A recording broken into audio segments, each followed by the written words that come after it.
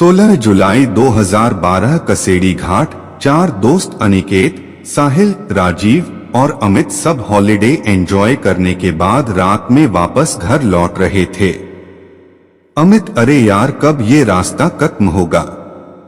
2 घंटे से इसी रास्ते पर भटक रहे हैं, बैठे बैठे कमर में मोच आ चुकी है।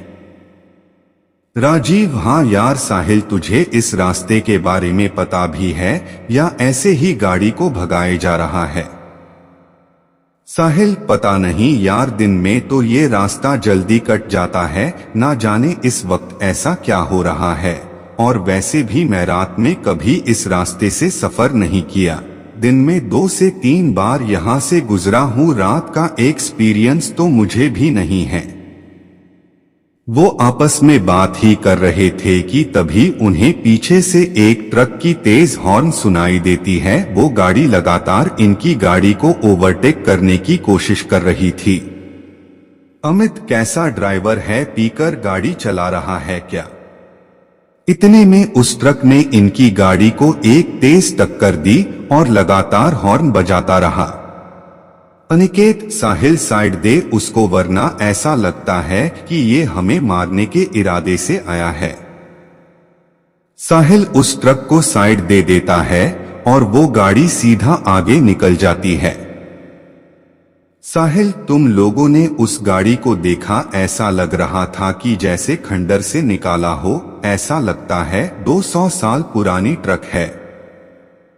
वो लोग इस इंसिडेंट से घबरा गए थे। तकरीबन 10 मिनट बाद गाड़ी एक पुराने कब्रिस्तान से गुजरती है। उस हाईवे पर एक कब्रिस्तान भी पड़ता था। गाड़ी जैसे ही उस कब्रिस्तान से गुजरती है, उन्हें कब्र के पास वही पुरानी ट्रक दिखती है जो थोड़ी देर पहले उनकी जान की दुश्मन बनी थी। राजीव, साहिल गाड़ी रोक, वो देख। अमित, अरे ये तो वही ट्रक है जिसने हमें परेशान कर दिया था। साहिल, मुझे लगता है कि हमें एक बार जाकर देखना चाहिए कि बात क्या है। अमित, तू पागल हो गया है क्या? आधी रात इस तरह कब्रिस्तान में जाने की बात कर रहा है? अरे मरना है क्या? अमित उन्हें वहां जाने से रोकने की कोशिश करता है, लेकिन तभी उन्हें उसी ट्रक से एक आदमी उतरता दिखता है जिसने काले कपड़े पहने हुए थे और उसके सर पर एक टोपी था। वह लगभग 7 फीट लंबा और हट्टा कट्टा था। यह देखकर न जाने क्यों सबकी उत्सुकता और बढ़ गई और अमित के अलावा सभी उस आदमी के बारे में पता लगाने के लिए उत्सुक हो गए। सभी उस आदमी के पीछे जाते हैं और अमित को भी मजबूरन उन तीनों के साथ जाना पड़ता है। चारों जब उस ट्रक के दीवार के पास पहुंचे तो उनका दिल बैठ गया। उन्होंने जो देखा उसे देखने के बाद उनके रोंगटे खड़े हो गए। उन्होंने देखा कि एक ट्रक ड्राइवर कब्र खोदकर लाशों को निकाला और उसे बेरहमी से खाए जा रहा था। वह जिस्म के हर एक अंग को निकालकर गंदी तरह से खाए जा रहा था। अनिकेत, भाई ये कौन सा राक्षस है? निकलो यहाँ से जल्दी से। हड़बड़ाहट में सब वहां से एक साथ भागे, लेकिन अमित इतना डरा था कि वह हिल भी नहीं पाया। कदमों की आवाज सुनकर उस शैतान को पता चल गया कि कोई उस पर नजर रख रहा है। वह जैसे ही पीछे पलटा, उसे वह 3 लड़के भागते और एक वहां खड़ा दिखा।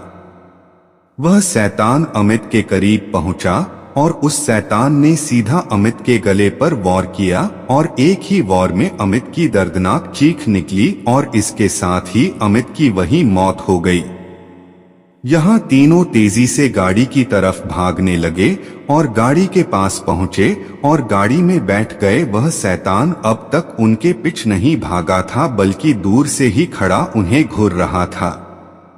साहिल गाड़ी स्टार्ट करने की पूरी कोशिश कर रहा था, लेकिन उसकी कार स्टार्ट ही नहीं हो रही थी। तभी वह दूर खड़ा शैतान धीरे धीरे उनके तरफ बढ़ता है और वह लगभग गाड़ी के नजदीक पहुंच गया था। तभी गाड़ी स्टार्ट हो गई और तेजी से साहिल गाड़ी को आगे बढ़ाने लगा।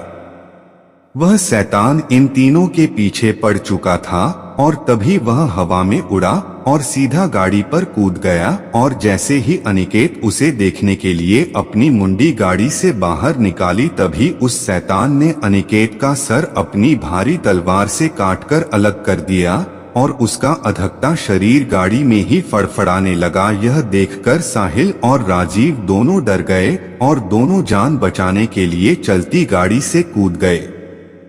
वे दोनों घास के मैदान में गिरे जिससे उन्हें कम चोट आई। वे दोनों सांस दबाए घास में लेटे रहे लेकिन उनके डर को उस शैतान ने महसूस कर लिया और फिर शैतान को राजीव एक कोने में दिखा। तभी वो शैतान अपने लंबे नाखून और धारदार तलवार से राजीव पर वार किया जिससे उसकी दर्दनाक चीख निकल आई और उसकी मौत हो गई।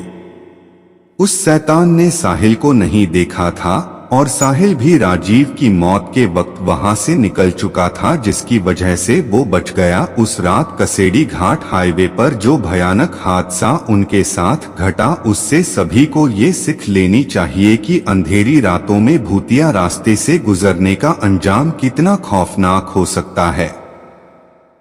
कहते हैं उस भूतिया सड़क के कहानी में कोई शैतान है जो हर रात 12 से 3 के बीच अपने पुराने खतरनाक ट्रक से अपने शिकार का पीछा करता है और उसे मरकर कब्रिस्तान में दफन कर देता है और अगली रात उसे कब्र से निकालकर उसके जिस्म के टुकड़ों को खाता है जिससे वो अमर रह सके।